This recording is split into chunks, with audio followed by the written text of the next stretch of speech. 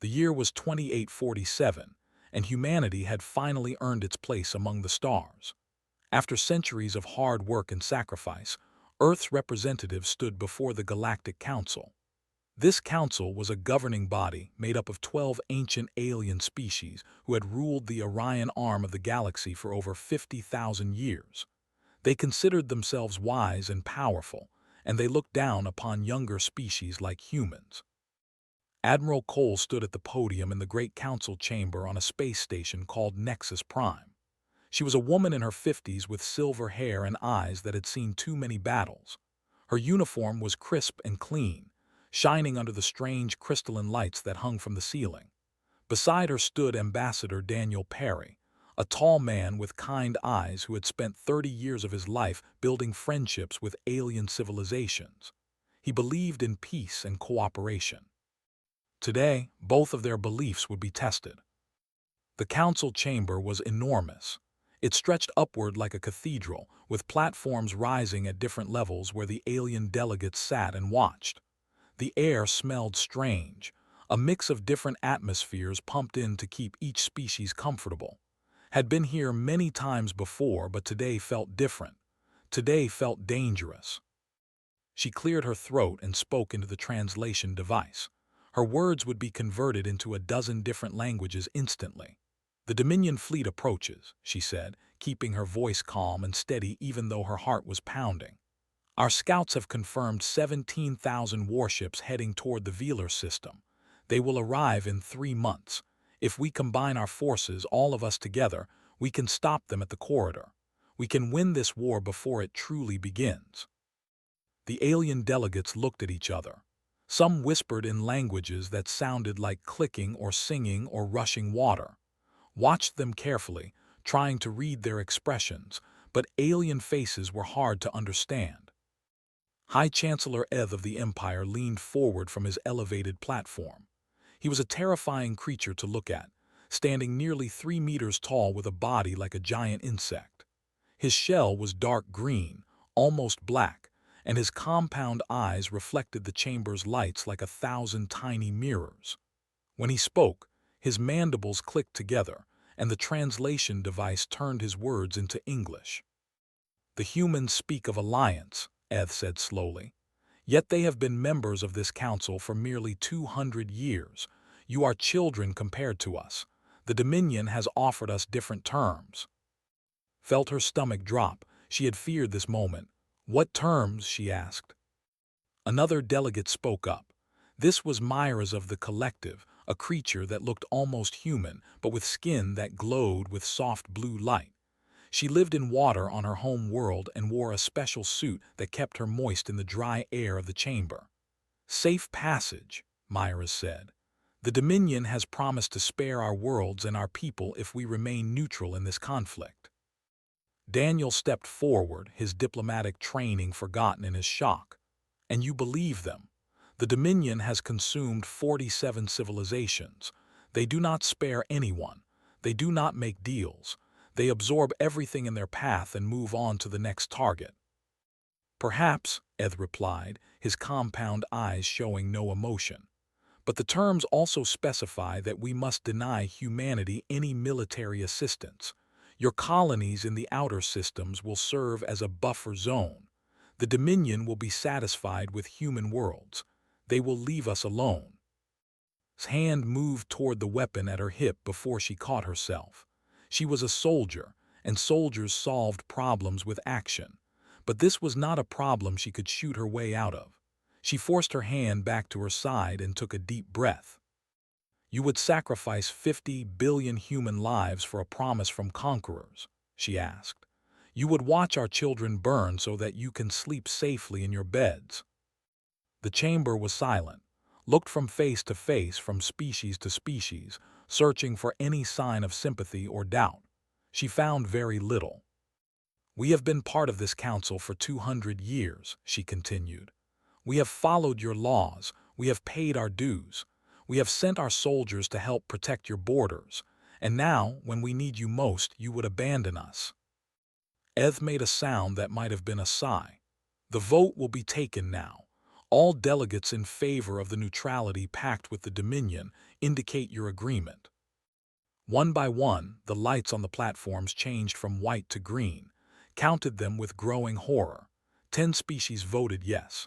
10 species voted to abandon humanity to its fate. Only 2 platforms remained white. A race of reptilian warriors who valued honor above all else refused to vote yes. And an ancient species of scholars and scientists also abstained. But it did not matter. The vote had passed. This council has made its decision, Eth announced. His voice carried no regret, no shame. Humanity will face the Dominion alone. Your membership in this body is hereby suspended until the conflict concludes.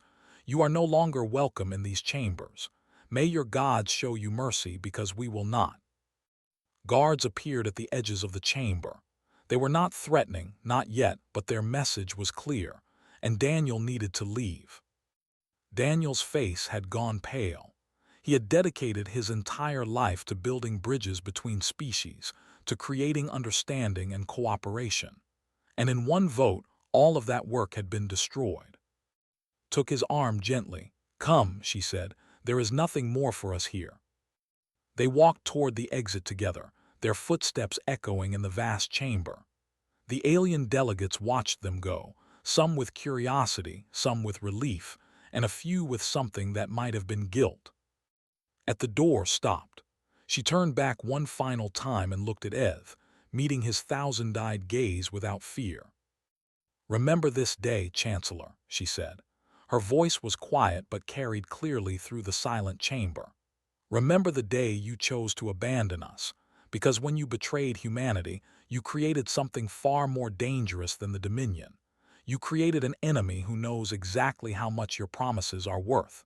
You created a species with nothing left to lose." She paused, and when she spoke again, her voice was like ice. "And we will remember. We will remember every face in this room. We will remember every vote. And when the day comes that you need our help, we will remember what you did today." The doors sealed behind them with a heavy sound, like a tomb closing, and Daniel stood in the corridor outside, alone. "What do we do now?" Daniel asked. His voice was broken. Straightened her uniform and lifted her chin. "Now we go home. Now we prepare. And now we show the galaxy what happens when you corner humanity with no way out." She began walking toward their ship, her stride purposeful and strong. The betrayal was complete. The war was about to begin, and nothing in the galaxy would ever be the same again. The Dominion's attack came exactly 3 months later, just as the scouts had predicted. They did not send warnings or demands for surrender. They simply arrived and began killing. Commander Samuel Wright stood on the bridge of the Earth defense ship Relentless, watching the tactical display as red icons flooded the screen like a plague of locusts. Each red dot was an enemy ship. There were so many that the computer had trouble counting them all. Below his ship, the colony world of New Providence burned. Great fires spread across its surface, visible even from orbit. The orbital defense platforms, which had taken 20 years to build, were already crumbling under the relentless barrage. Samuel was only 32 years old, but he felt ancient. He had joined the Navy hopping to explore the stars and discover new worlds. Instead, he was watching 4 million people die. "Evacuation transports are away, sir," reported Lieutenant Marsh from the communications station. She was young, barely 25, with red hair pulled back in a tight bun. Her hands were shaking, but her voice remained steady. 92,000 civilians extracted. That is all we could save." Samuel nodded slowly. 92,000 out of 4 million. It was not enough. It would never be enough. "Set course for the fallback point," he ordered. "Signal all surviving vessels to retreat. There is nothing more we can do here." The Relentless turned away from the dying world and jumped into hyperspace.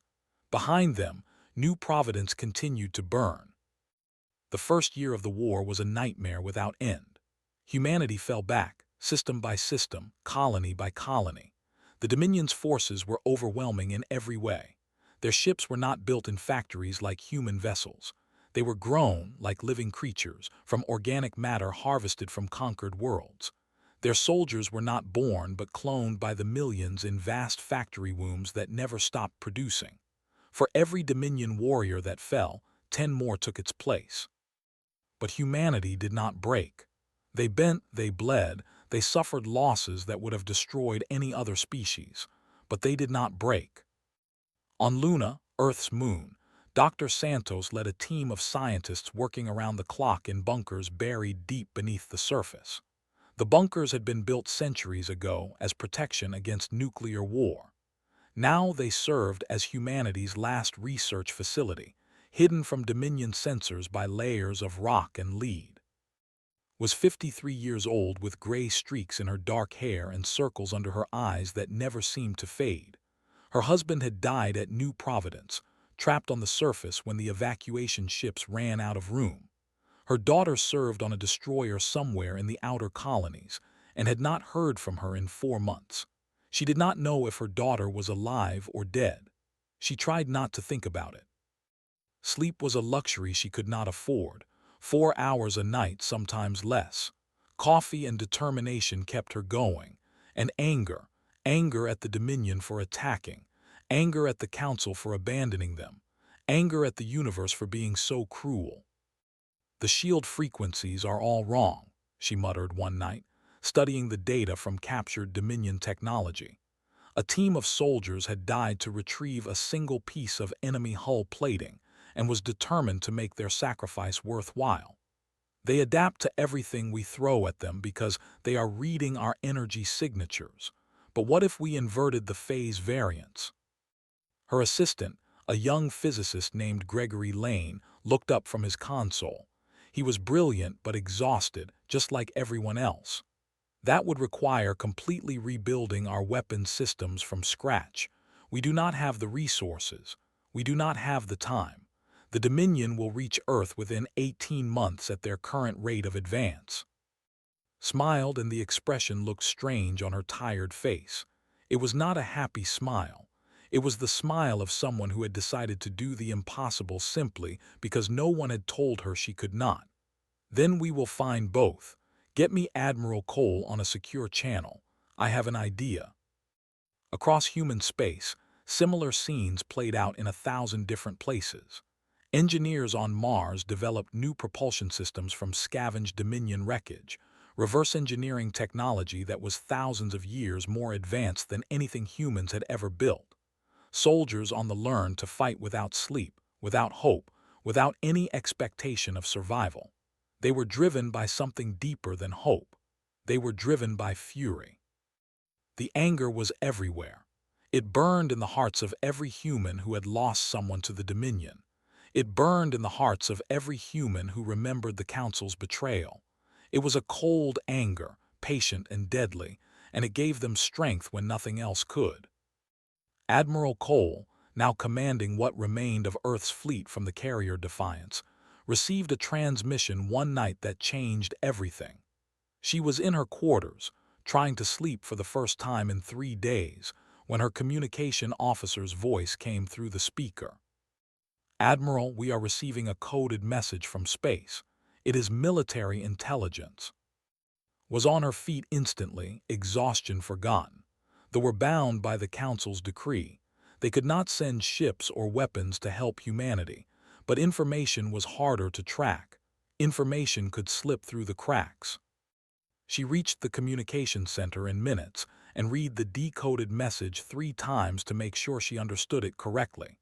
Star maps showing Dominion supply lines. Patrol schedules for the next 6 months.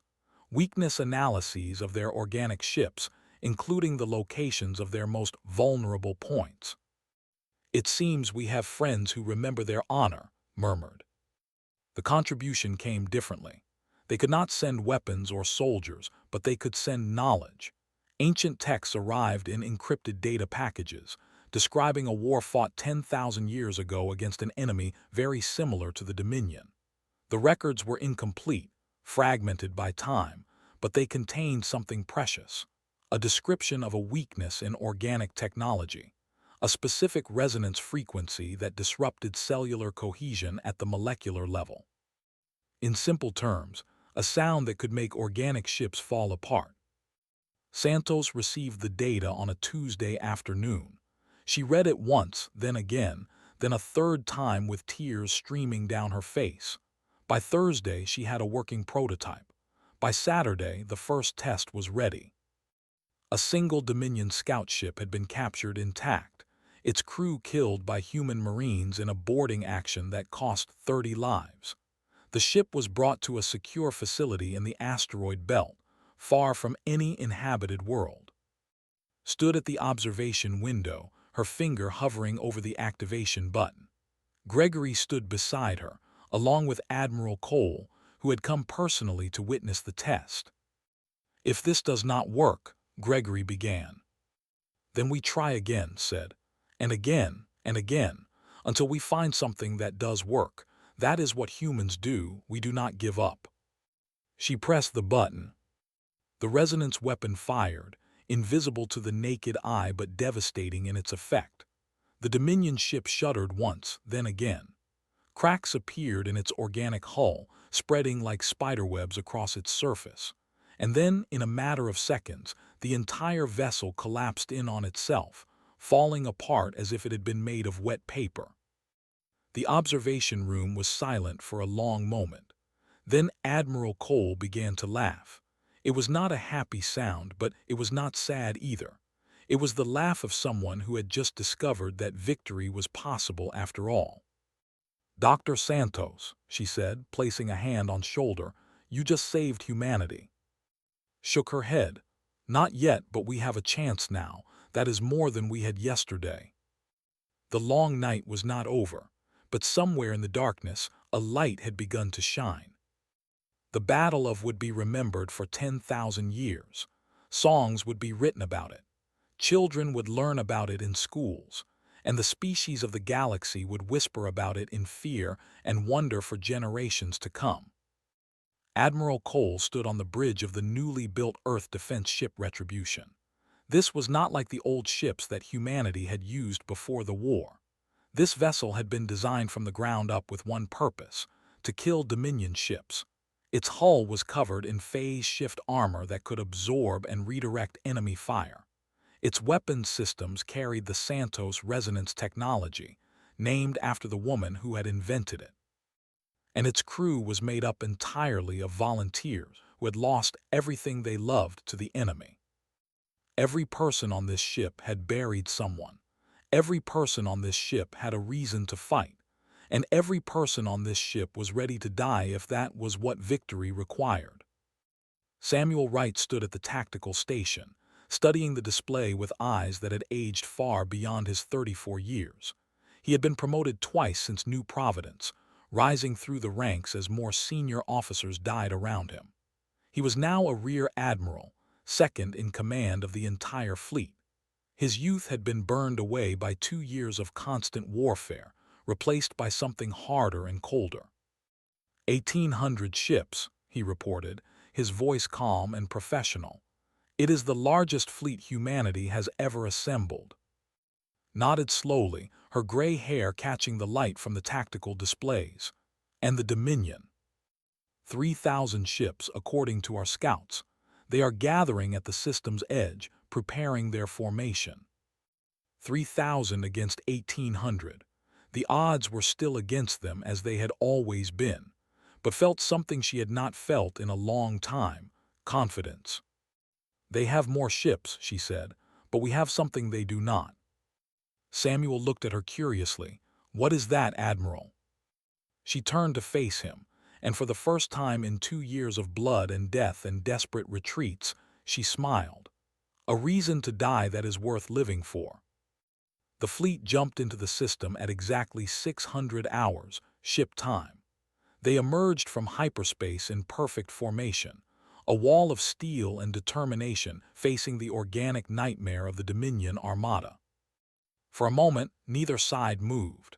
The two fleets hung in space, separated by 1,000,000 kilometers of empty void, then gave the order that would begin the end of the Dominion. "All ships advance, weapons free. Show them what humanity can do. The battle lasted 72 hours. The Dominion had conquered 47 civilizations before encountering humanity. They were used to winning through overwhelming numbers and adaptive technology. When their enemies developed new weapons, the Dominion simply absorbed the information and evolved countermeasures. They had never lost a major engagement in 10,000 years of conquest. They had never faced anything like humanity. Human ships dove into Dominion formations like wolves attacking a herd of prey. The resonance weapons sang their deadly song, and organic vessels burst apart wherever they struck. But the weapons had limited range, which meant the human ships had to get close. Very close, close enough that the Dominion could fight back. Ships died by the dozens on both sides. Explosions lit up the void like new stars being born. The wreckage of destroyed vessels created fields of debris that made navigation almost impossible. And still the humans kept coming. Captain Laura Mitchell commanded the destroyer Vengeance. She was 41 years old, a veteran of a dozen battles, and she had lost her entire family when the Dominion attacked Earth's outer colonies. Her ship had taken heavy damage in the first hours of the battle. Half her crew was dead. Her engines were failing. Her weapons were nearly depleted. A Dominion command carrier loomed ahead of her, a massive organic vessel that served as the flagship of the enemy fleet. If it could be destroyed, the Dominion formation would collapse into chaos. Laura made her decision without hesitation. "All hands, this is the captain," she announced over the ship's communication system. "Abandon ship. Get to the escape pods. That is an order." Her first officer, a young man named Price, stared at her in shock. "Captain, what are you doing?" "What needs to be done," she replied. "Now go, that is an order." The escape pods launched, carrying the survivors away from the doomed vessel. Laura remained on the bridge alone, guiding her ship toward the enemy carrier. The Vengeance accelerated to maximum speed, its damaged engines screaming in protest. The Dominion carrier tried to evade, but it was too large and too slow. The Vengeance struck it head-on, and Laura triggered the self-destruct a fraction of a second before impact. Her final words were broadcast across every frequency, heard by every ship in both fleets. "For everyone you took from us." The explosion consumed both vessels in a ball of fire bright enough to be seen from a light year away. The Dominion carrier was destroyed instantly, along with 15 smaller ships that had been too close to escape the blast. Laura Mitchell became a legend in that moment, but she was not the only one. All across the battlefield, human crews performed acts of desperate heroism. Pilots who lost their ships ejected into space and fought in nothing but vacuum suits, attaching explosive charges to enemy hulls before being consumed by the void. Engineers kept damaged vessels running through sheer willpower, holding broken systems together with duct tape and prayers. Medical teams worked without rest, saving lives even as the ship shook around them from enemy fire. The Dominion had never seen anything like it. They had conquered species that surrendered when the odds turned against them. They had absorbed civilizations that tried to negotiate when defeat seemed certain. But humans did not surrender. Humans did not negotiate. Humans fought until there was nothing left to fight with, and then they found something more. By the end of the third day, the Dominion fleet had been reduced to scattered survivors fleeing toward the outer darkness. Of their 3,000 ships, fewer than 400 remained. The rest were debris, drifting in the void alongside the wreckage of 800 human vessels. Admiral Cole stood on the bridge of the Retribution, watching the last Dominion ships disappear into hyperspace.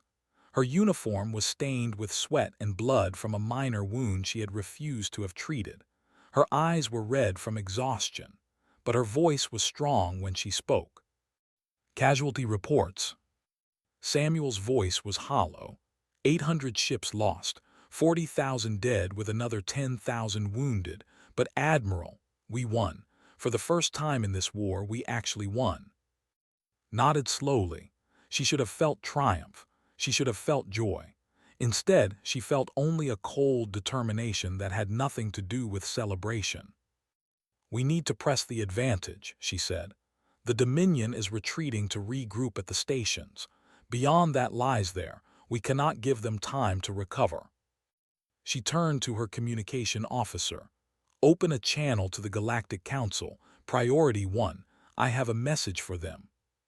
The message was simple, direct, and carried a weight that no words could fully express. "The Dominion retreats. Humanity advances. You may wish to reconsider your position." The response came within hours. Not from Eth, the High Chancellor who had condemned humanity to death, but from individual species representatives. Suddenly, a dozen civilizations wanted to discuss mutual defense arrangements. Suddenly, everyone wanted to be humanity's friend. Daniel Perry, now serving as diplomatic liaison aboard the Retribution, watched the incoming messages with bitter amusement. "They see which way the wind blows," he observed. 2 years ago they left us to die. Now they want to be friends." Shook her head. "Not friends, witnesses. I want them to see exactly what they unleashed when they betrayed us. I want them to understand what they created." The turning point had been reached. The Dominion was running, and humanity was just getting started. The next 5 years were not a war. They were a hunt. Humanity did not simply defeat the Dominion. They dismantled it, piece by piece, system by system, with a cold efficiency that shocked every species watching from the sidelines. There was no mercy in this campaign, no pause for negotiation, no chance for the enemy to regroup or recover. The Dominion had shown humanity no mercy, and now humanity returned the favor with interest. Every factory womb was destroyed. These massive organic structures, some as large as small moons, had produced billions of Dominion soldiers over the centuries. Human strike teams found them and burned them from orbit, ensuring that no more clones would ever emerge from their chambers. Every cloning facility was reduced to atomic dust. The technology that allowed the Dominion to replace their losses endlessly was systematically eliminated, each facility targeted and destroyed with surgical precision. Every world the Dominion had conquered was liberated. Human ships arrived in system after system, finding populations that had lived under Dominion rule for generations. These people had forgotten what freedom felt like. They had forgotten that anyone cared about their survival. The liberation teams offered every world the same choice: join the new human alliance or be left alone to rebuild as they saw fit. Most chose to join. After centuries of oppression, they wanted protection. They wanted to be part of something that could never be conquered again, and humanity welcomed them all. Fleet Admiral Cole directed the campaign from the newly constructed command station Unity. This massive installation orbited Earth like a second moon, bristling with weapons and sensors, home to the strategic command center that coordinated every aspect of the war. From here could see everything: the position of every ship, the status of every fleet, the progress of every operation. Her hair had gone completely gray now, and deep lines marked her face. She was 63 years old, and she felt every year in her bones, but her eyes remained sharp, and her mind remained clear. She had led humanity through its darkest hours, and she would lead them to final victory. Samuel Wright had risen to the rank of Vice Admiral, commanding the Second Fleet. He was 40 years old now, a man forged in the fires of war. The eager young officer who had watched New Providence burn was gone, replaced by something harder and more dangerous. He had learned to make the difficult decisions, to sacrifice some so that others might live. He had learned what it meant to be a leader. Santos had received every honor humanity could bestow. Her resonance technology had saved billions of lives and turned the tide of the war, but she refused to rest on her achievements. Instead, she led a team of scientists developing new technologies from captured Dominion equipment: faster engines, better shields, weapons that no species in the galaxy had ever imagined. Her daughter had survived the war. They spoke every week now, their relationship rebuilt from the ashes of tragedy. It was not much, but it was more than had allowed herself to hope for during the dark years. The Dominion home system is 3 jumps away, Samuel reported during one of the daily briefings. The holographic display showed a star map of the galaxy, with human-controlled space marked in blue and Dominion territory in red. The red areas had shrunk dramatically over the past 5 years, and now only a single system remained. Intelligence suggests they are gathering everything they have left for a final defense. Every ship, every soldier, every resource. They know this is the end. Studied the display carefully. The Dominion was called Prime, an ancient planet that had given birth to the species ago. It was heavily defended, surrounded by rings of weapons, platforms, and minefields. Taking it would cost lives, many lives. But it had to be done. As long as the Dominion existed, as long as there survived, there was a chance they could rebuild, a chance they could return, a chance they could threaten humanity again. Then we give them the battle they want, said finally. But we do it our way, we do it smart. The assault on Prime was planned with the same careful precision that had characterized every human operation of the war.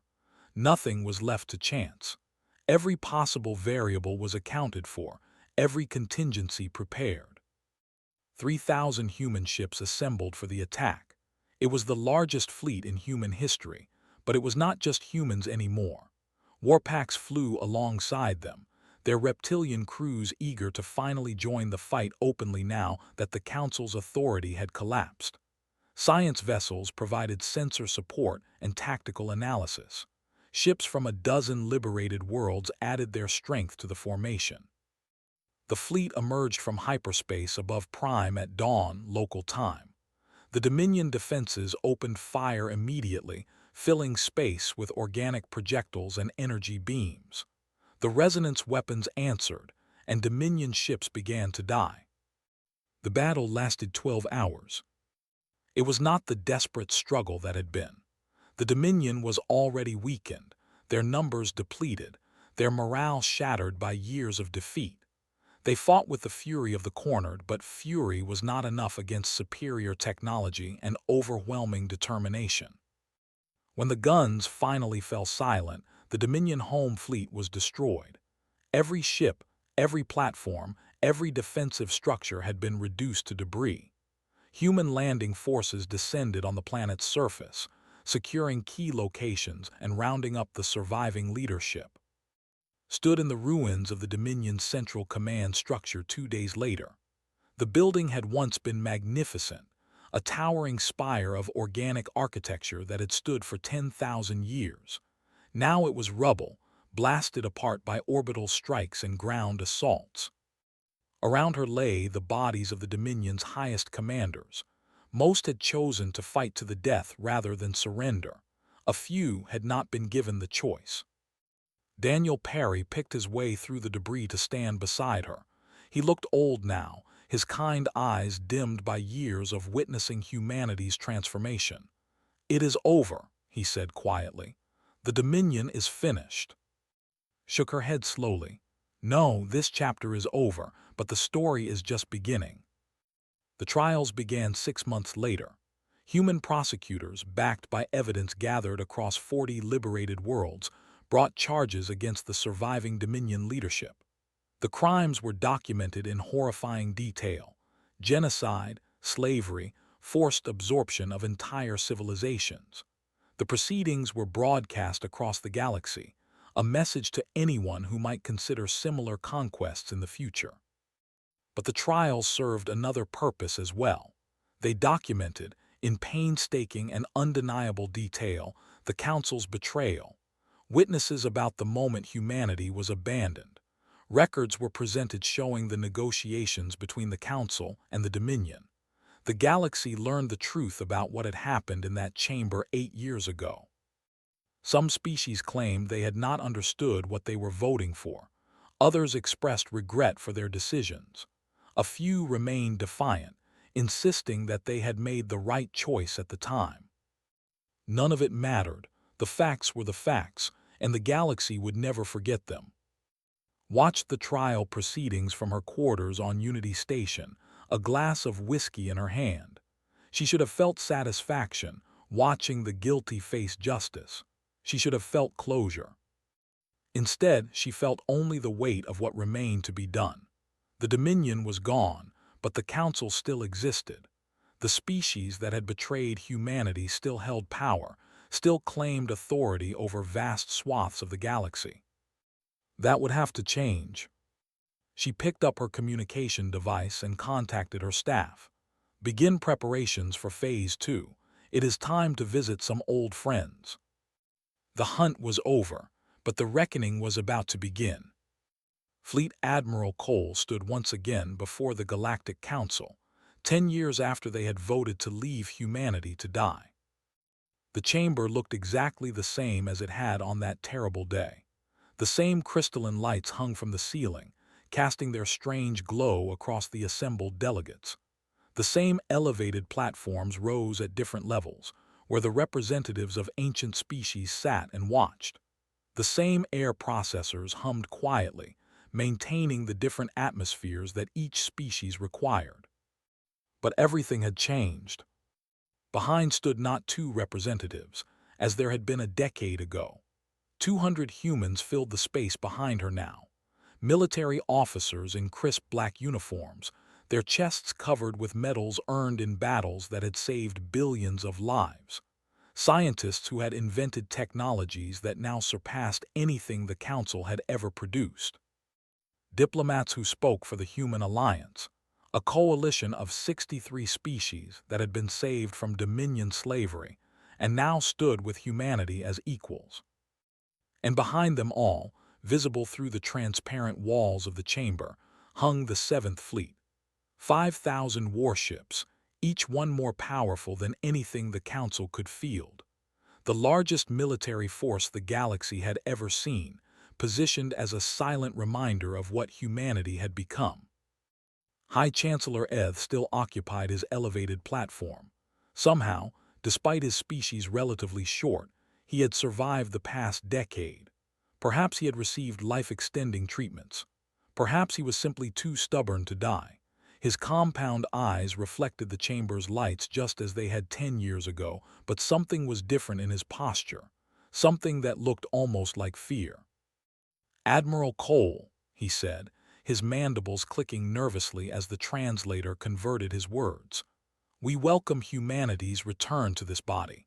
Your victory over the Dominion was most impressive. You have earned the respect and admiration of the entire galaxy." Let the silence stretch for a long moment before responding. "Earned?" Her voice cut through the chamber like a blade, sharp and cold. "We earned nothing from you, Chancellor. We fought alone. We bled alone. We buried our dead alone in graves scattered across 100 worlds. What we have now we took with our own hands. We owe you nothing." She stepped forward, and every representative in the chamber leaned back instinctively. They recognized what stood before them. Not the desperate supplicant who had begged for help a decade ago. Not the young species they had dismissed as unworthy of consideration. Something else entirely. A predator that had been pushed too far and had emerged from the trial stronger than anyone could have imagined. "You remember the day you voted, do you not?" continued. "I can see it in your eyes, every face in this room. You calculated the odds that day.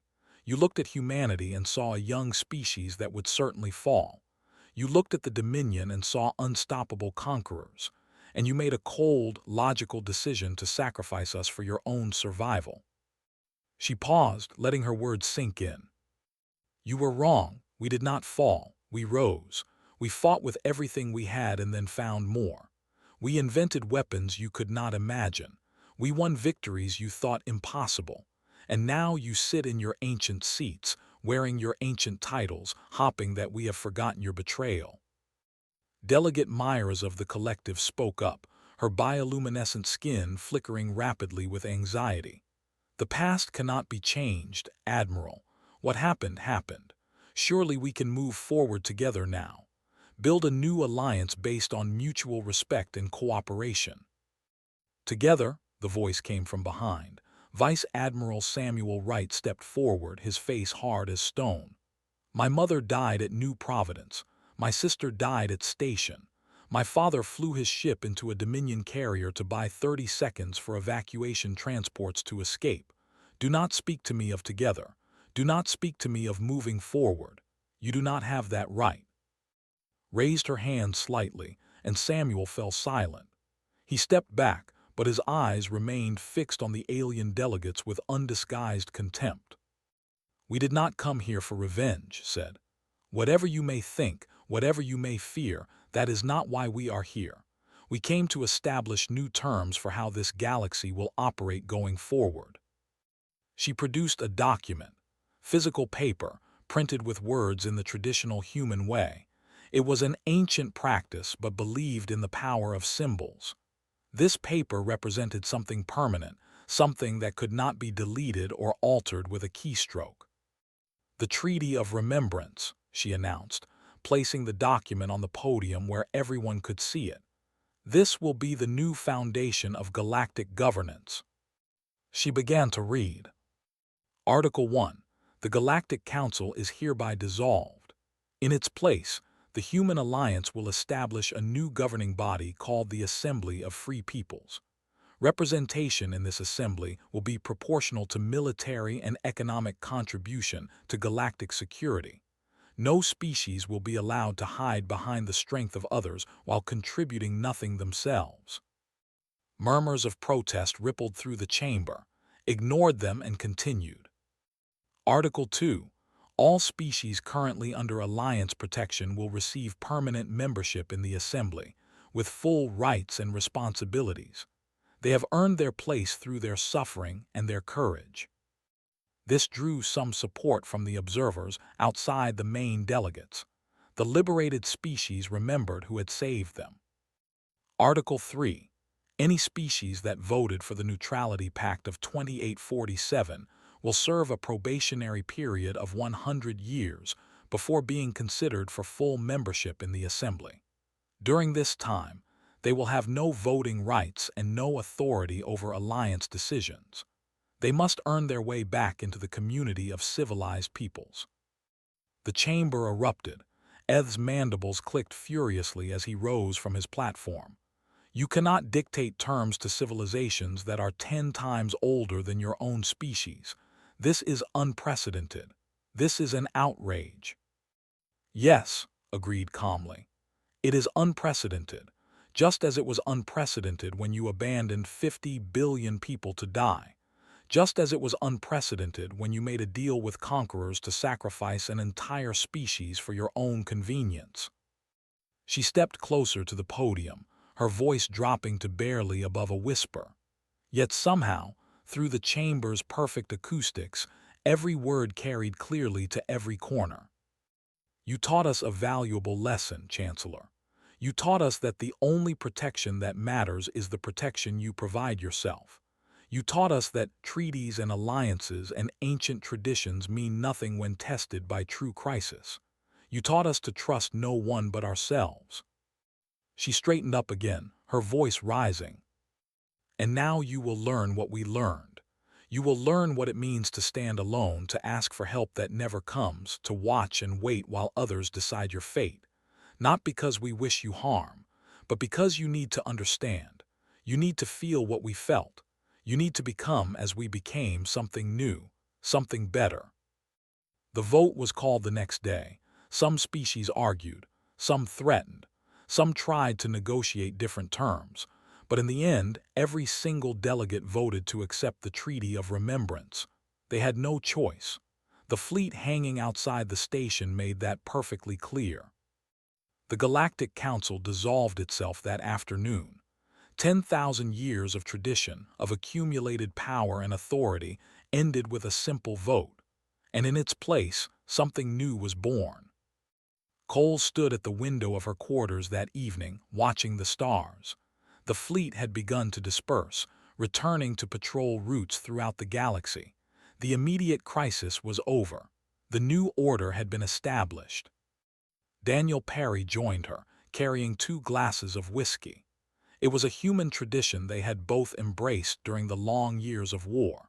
something simple and real in a universe that had become far too complicated. "Do you think we did the right thing?" he asked, handing her a glass. Was quiet for a long moment. Outside, the stars burned cold and eternal, just as they had for billions of years. They did not care about the struggles of the species that lived among them. They simply existed, beautiful and indifferent. "I think we did the necessary thing," she finally said. "The galaxy runs on fear and strength now. It always has. The only difference is that we are the ones others fear now. We are the ones with strength." "And is that enough?" Turned to face him. Her expression was unreadable, a mixture of weariness and determination that had become her permanent state during the long years of war. "My grandfather used to tell me a story," she said, "about how long ago humans were prey animals on a planet full of predators. We were small and weak, without claws or fangs or venom. Every other creature seemed designed to kill us. But we had one thing the predators did not have. We remembered. We remembered every attack, every hunt, every loss. And we used those memories to become something the predators could never have imagined." She raised her glass. "To memory," she said, "and to the day when fear is no longer necessary. When the galaxy understands that we protect the innocent, punish the guilty, and forget nothing." Daniel raised his glass in return. "To humanity," he said. They drank together as the stars burned on, watching as a new age began. An age shaped by a species that had been betrayed, abandoned, and left to die. An age shaped by creatures who refused to surrender, refused to break, refused to be anything less than what they needed to be. An age shaped by humanity. And the galaxy would never forget the lesson they had taught, would never forget what happened when you pushed humans to the edge of extinction and expected them to simply die. They did not die, they evolved, they overcame, they conquered. And they remembered. Always they remembered.